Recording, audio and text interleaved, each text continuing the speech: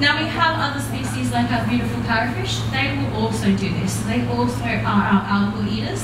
And again, what they're doing is they are hunting for that algae and they're scraping it off rocks and coral. They don't really mind what they're eating particularly, so long as they get that algae. And again, they have these really specifically designed jaws that make them really, really good at grabbing these chunks of coral and rock off the reef, like what we're seeing here. So they're really good at that scraping and grabbing these chunks off. But again, they are not only producing this lovely sand that we see here, which are a really important habitat for our coral reefs, as well as our sands and our sand islands and sand caves, but they're again very important for creating that space for new little baby corals to come and colonize. Now we do have other fish, like our beautiful butterfly fish that we're seeing here, that are specifically only eating coral. So these are what we call obligate coral eaters, which means they only eat coral. And what they're looking for instead is they're looking for that kind of fleshy polyp of the coral itself. So they're not looking for that hard skeleton, they're just looking for the fleshy soft parts.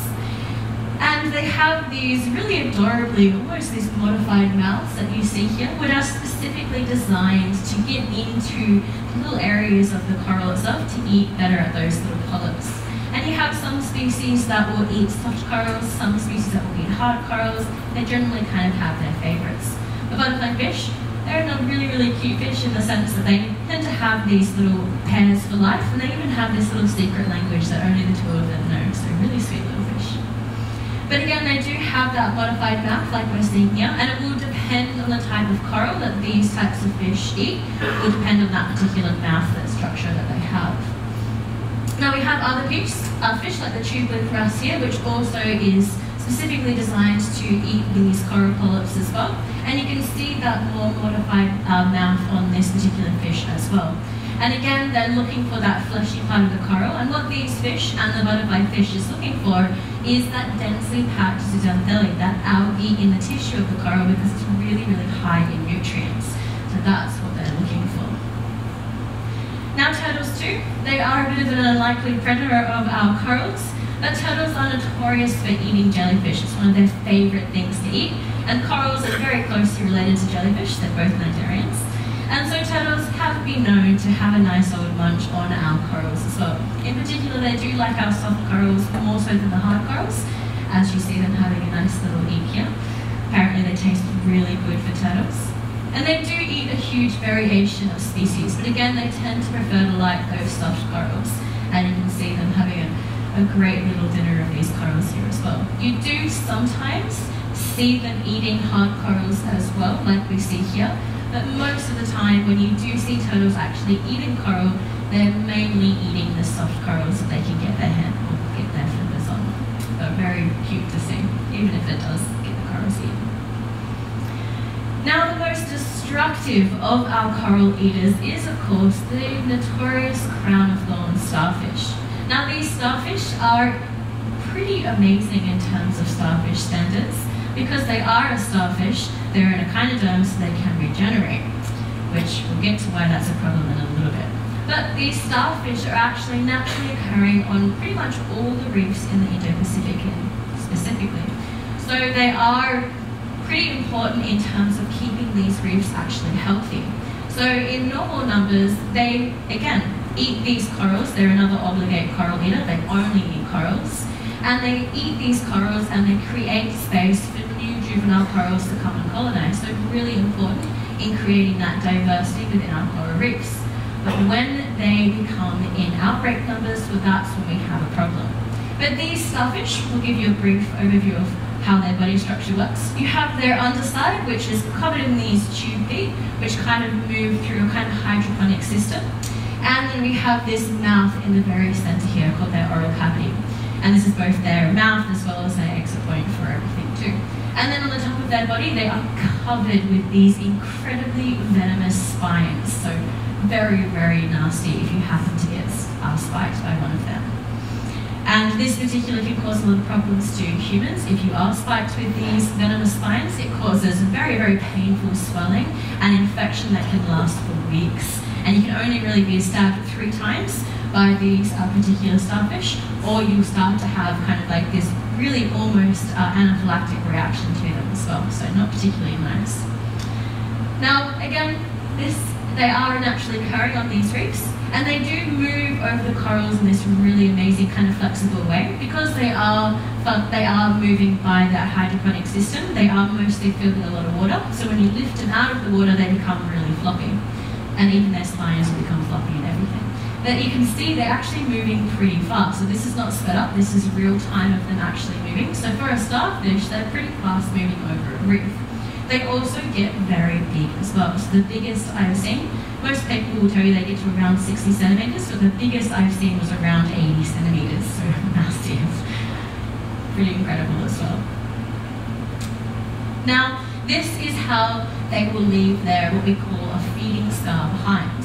So you can see this patch of white on the coral skeleton here, and this is where they've been feeding. And you can kind of see edges around the kind of areas underneath on the edge of the colony here where they've just started feeding as well. And it's kind of amazing to actually see them feeding because what they do is they get that stomach, their stomach, and they push it through that oval cavity underneath. They cover this area of coral that they want to eat, and they essentially just secrete all their digestive enzymes on top and then suck up all the coral, kind of like a coral smoothie. So really interesting way of them actually eating. And that's how they leave these feeding scars, and they're almost circular, again in that same shape of their actual stomach as they're moving across the reef. And this is pretty helpful for us because this allows us to actually find where these chronophorans are actually hiding, because they are mostly nocturnal feeder, and during the day they'll actually hide on the underside of these coral colonies. So you can kind of see them hiding underneath here. They're actually really beautiful starfish. And this is how we use them to actually find them when we're trying to control their populations. Because again, they do naturally occur on the reef. We're not worried about them when they have normal numbers, but when they get to outbreak numbers, that's when we get concerned. And an outbreak looks a little bit like this. So this is when we have around 15 starfish per hectare, and they can eat a lot of coral as well. And I have seen reefs that have had over hundreds of these starfish in just one little patch of reef. In one day of actually going out there to control their populations, we managed to find at least over 500 starfish in just a space of maybe 3 to 4 hours. So lots and lots of starfish, and they can cause significant damage. And when they are in these outbreak numbers, they can take up to a week when they're really fast and there's enough of them to completely decimate an entire reef. So it causes a lot of problems. Now, originally, this became a problem, particularly on the Great Barrier Reef a couple of decades ago, quite a few decades ago, back in the 80s. And they originally found them off the coast of Townsville on a little island called Magnetic Island. So people went out there, they wanted to control those numbers, get rid of the starfish, so what did they do? Well, they chopped them up. Now, if you remember from before, they're a starfish, they're an echinoderm, they can regenerate. So they got chopped up and one starfish became 10. So that increased that problem just from that particular kind of event itself. But not only that, but starfish generally, when they reproduce, they have a really high mortality with their offspring. But when we have increases in temperature and increases in nutrient runoff onto our reefs, that increases the likelihood of those juveniles surviving. So we just have a further effect. Now, another problem is when we do actually happen to chop them up, or they get stabbed or threatened, one of the first things that they will do is actually spawn. It's like a self-defense mechanism. And when you have an outbreak, you have lots of starfish, both males and females, and if they are both threatened, then they're going to spawn, and then you suddenly have a problem of all these spawning starfish on a reef that's already having a lot of issues. And then we quadruple that number into the thousands. So one particularly large adult female can have tens of thousands of little baby eggs that she will spawn, and it just takes one male to fertilize those eggs, and then we have a huge problem. So you can kind of see why this problem on the Great Barrier Reef in particular is becoming, or has become, as big of an issue as it currently is. Now, I wouldn't worry, we do have lots of very highly trained divers that are going out there, and their job is to specifically go out there, find out which reefs are having a lot of problems, and control the population of starfish. Now, what they actually do to control them, they inject them with either ox bile, weird, I know, about 20 mils of it. Or what we discovered a couple of years ago is actually household vinegar will do the same thing. So 20 mils of household vinegar injected into one of these starfish will cause this kind of anaphylactic shock, and within 24